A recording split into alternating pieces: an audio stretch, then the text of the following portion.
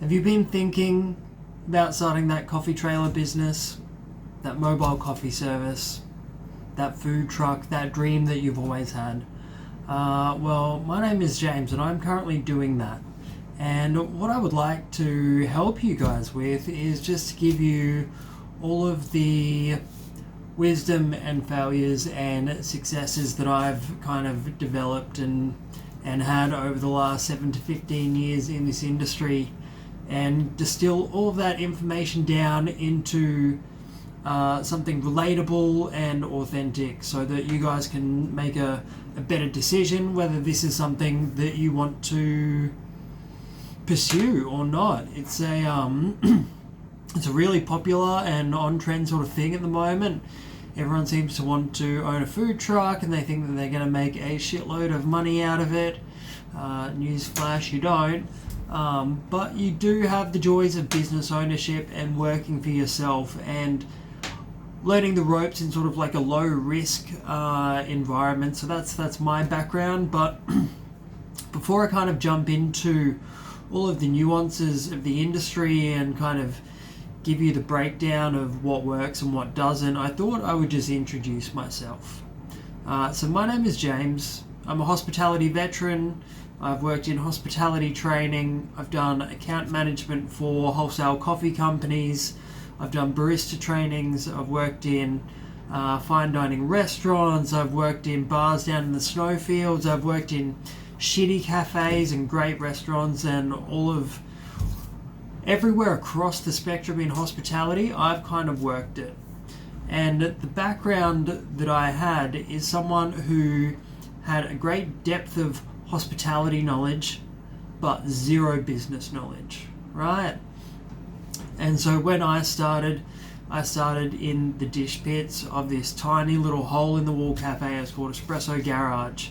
And it was probably one of the first sort of espresso bars in Brisbane that was doing crazy volume. So this thing was like 3 meters wide, it was 10 meters deep, and you'd have 7 or 8 staff in there all pumping out just coffees and avo toast, and it was doing like 50 to 60 kilos a week. And that was my introduction to hospitality.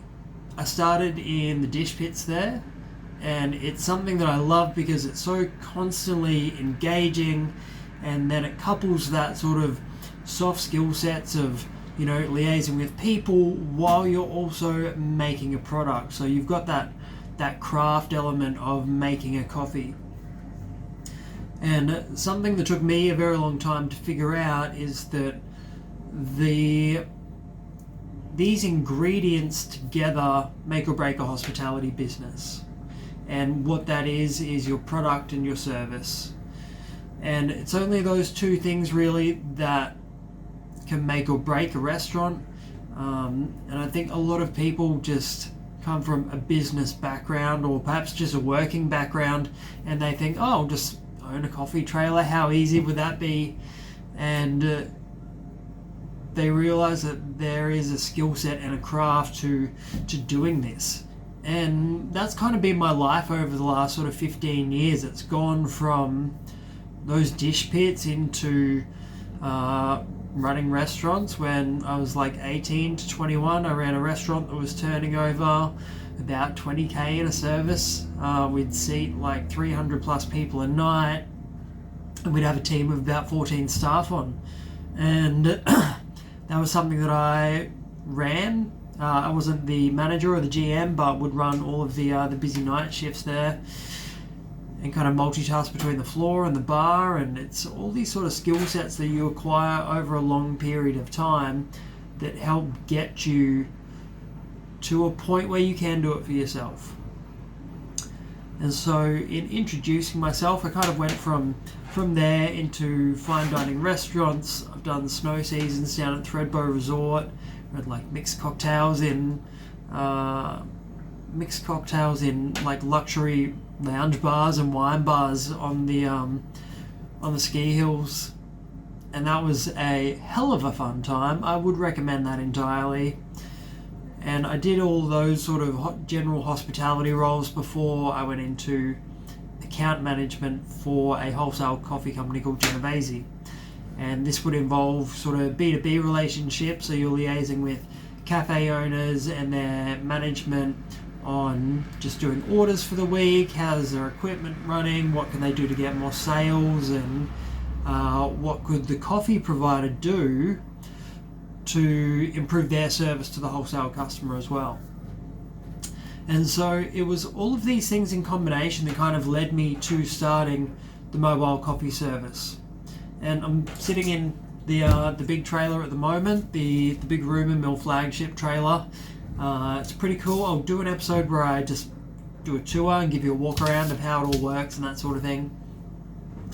But what I started out with was just a little coffee cart, and it started off with one event per month, and that was it. And now we're sitting constantly at about 8 events per month, so it's every Saturday and Sunday, and we're quite happy with that current formula and considering how to scale it further from here. So that's another thing that I'll talk you guys through, where I'm at and how I would like to scale. And the really big inspiration for this channel, so I've kind of just mentioned kind of my background and how I got to this point, which you can go into more detail as well. But the thing that I love about hospitality, or what I'm trying to emulate here, is the work of Anthony Bourdain. Now, I think a lot of you guys would be familiar with Anthony Bourdain, but if you are not, he was a man that started as a chef, and by the time he hit his 40s, he was quite a, I wouldn't say renowned chef, but he was very well respected and had worked at a lot of really good establishments on the east coast of the USA, all through New York City and up and down the coast from there. And he'd worked in some really premium venues. And it wasn't until he was 44 about that he wrote an entry for a newspaper and got commissioned to write a book, which eventually took him out of the kitchen, and he kind of became this traveling documentarian food writer. And that is my goal, except to do that within the coffee sector. I would love to go around to cafes and talk to people about their equipment, their setup, how they got started, how their operation runs. Because the longer that I'm in this industry, or just in business in general, it makes me realize that every business is a work of art. And you might laugh at that, you might not understand, you might say, well, it's just finance or it's just operations, and that's where I'll tell you that you're wrong. As much as those things are important factors, the work of art is the culmination of everything. It is the operations, it is the marketing, it is the sales, it is how you finance it, it is how the customer gets treated, it's how your internal and external contractors get treated. It is all of those things.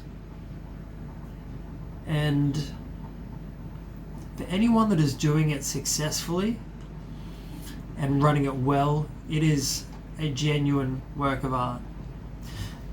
And just bring this back to Anthony Bourdain. He had this really phenomenal way of talking about people and food and travel that was really relatable and authentic, and it just kind of had this gritty and personal touch to it. It wasn't trying to be something that it's not. And that's what I want to do. That is who I want to be, and I'm going to try and do that, starting with this video. So you guys get to watch the journey. This is the introduction to who the fuck am I, basically, what I'm trying to do, and the way that I'm going to do that. So the way that I'm going to do that is to talk about coffee trailers, the coffee business, hospitality, business tips and tricks, and all of that sort of thing. And not so much how to do things, but just how I have done it and what has led me to this point. So hopefully you guys can avoid all of the fuck ups that I did, but honestly, the fuck ups are where you learn. The mistakes are where you learn. And they kind of give you the best insight as to what to do and what not to do as well. So thanks for listening, guys. This is it's Coffee Confidential. Better work on my sign-offs, hey? I'm James. Thanks for listening to Coffee Confidential, and I will talk to you guys soon. Cheers. Bye.